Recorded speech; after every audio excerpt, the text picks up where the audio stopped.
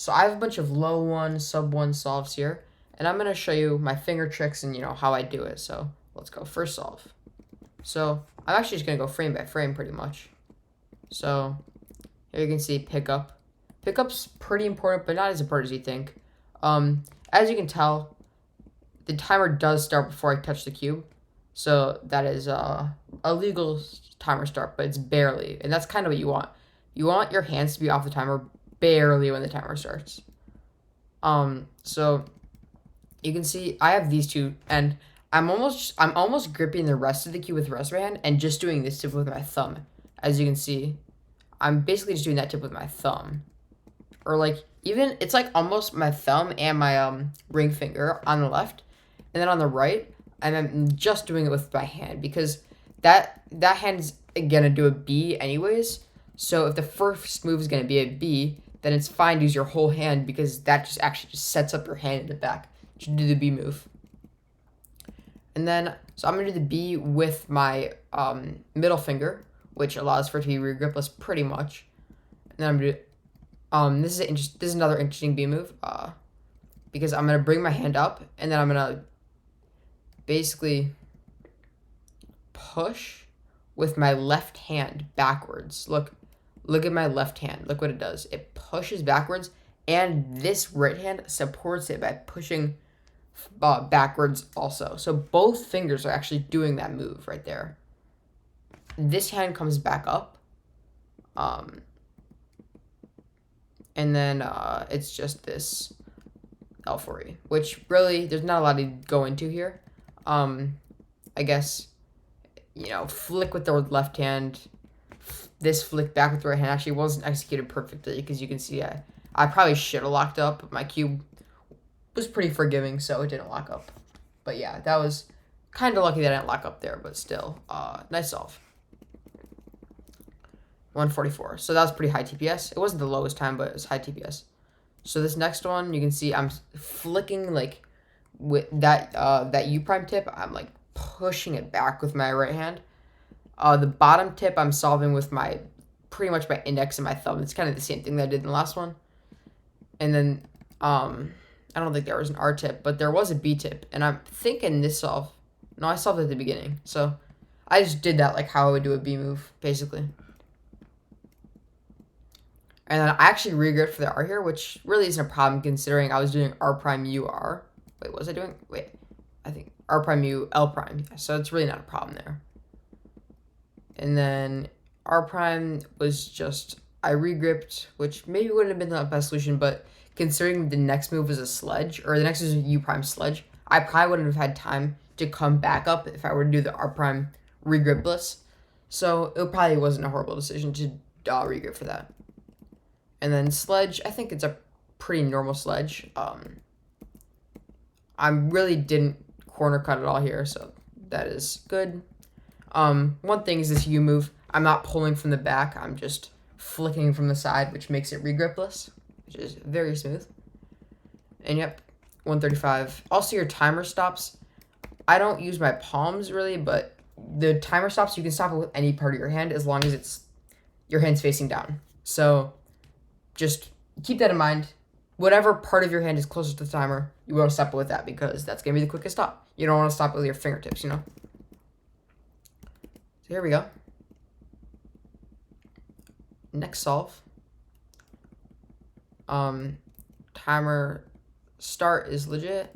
I have an R and a U tip. As you can see, I just do the U tip normally. I'm actually just flicking from the back there.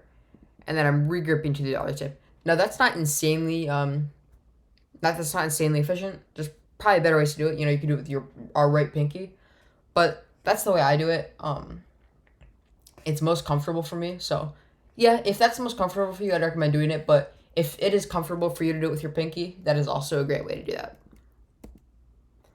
Here I'm regripping for the R, or for the R prime, and that's totally fine because I'm doing R prime U L prime. And then as you can see, this is a really easy, basically 6-move body. And then here I did that so I end up in home grip. I only regripped so I could end up in home grip pretty much. If your left hand, if you notice here, my left hand isn't in home grip, but look at where I placed it when I did that L prime. I basically flicked with the bottom, like my ring finger so I could bring it up while also bringing my thumb back down so I could be back in home grip for the time when I need to do U prime. Yep. You see my thumb? It's not even holding the cube. Really, it's just my index finger flicking it back up. So yeah, 0.99, solid.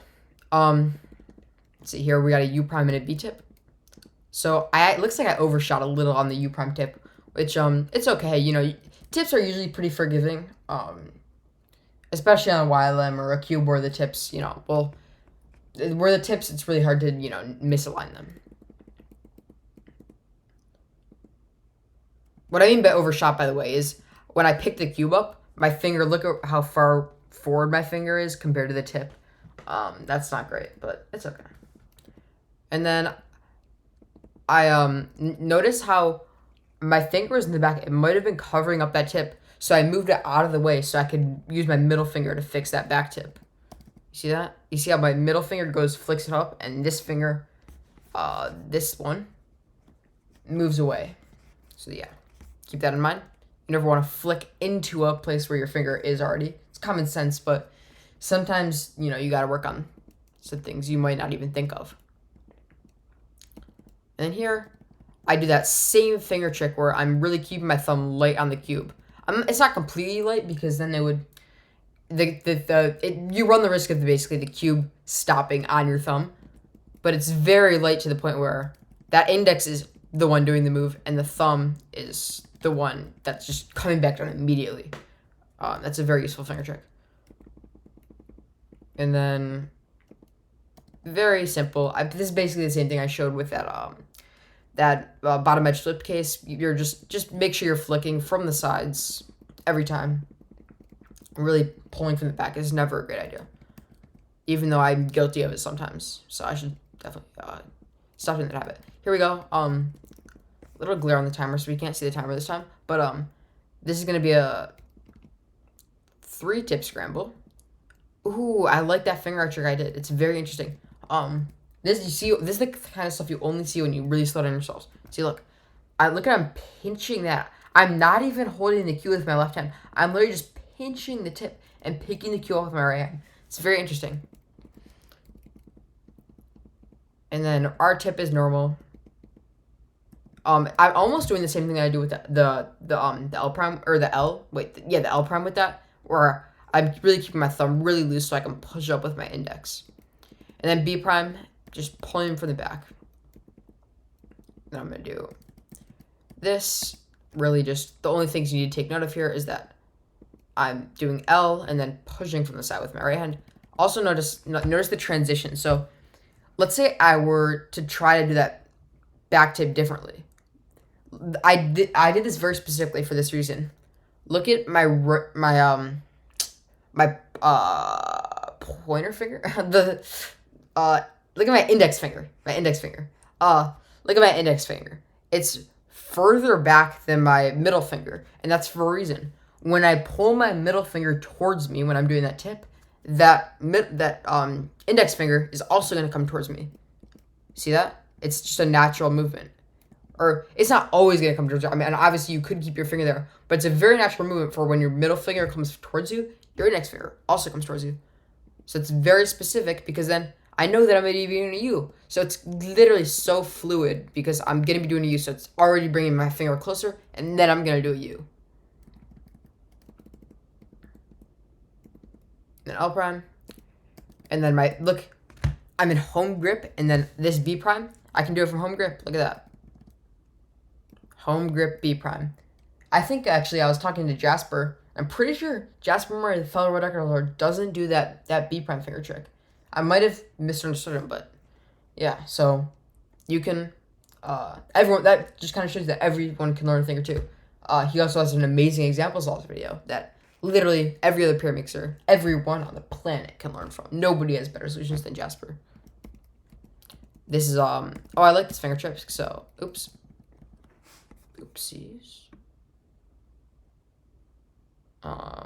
Here you go. So I'm in home grip. I'm going to bring my right hand up. It's totally not in home grip, my right hand now. Look at how fast that goes. That's 1 frame. That corner cut took 1 frame because of my left hand. That flick is so fast. That's a very natural thing for your left hand to do. It's just a flick away from you. There you go. And then look at how fast this is too. Another very natural movement for your finger. Flicking towards you and flicking away from you. Flicks are natural. Pulling from the back is not a natural movement for your hands. Going backwards and then pulling forwards. And then kind of wrapping your finger. That's not as natural as flicking. And then I'm gonna look at how fast that flick. Wow. Yeah, so I'd say some themes so far is you taking advantage of your hands' natural movements. You know, like flicking. It's usually a very natural movement for your hands. You know. Here we go. So we got 3 tips again. I'm doing that pinch with the L tip again. That same pinch that we saw before. I think, oh yeah, I actually did all 3 tips at once for this one. So that's nice. You can't really see the B prime, I think it's a B prime. You can't really see the B prime tips that I did here, but I did all 3 of these at once. The U and the B prime are very simple, just pulling.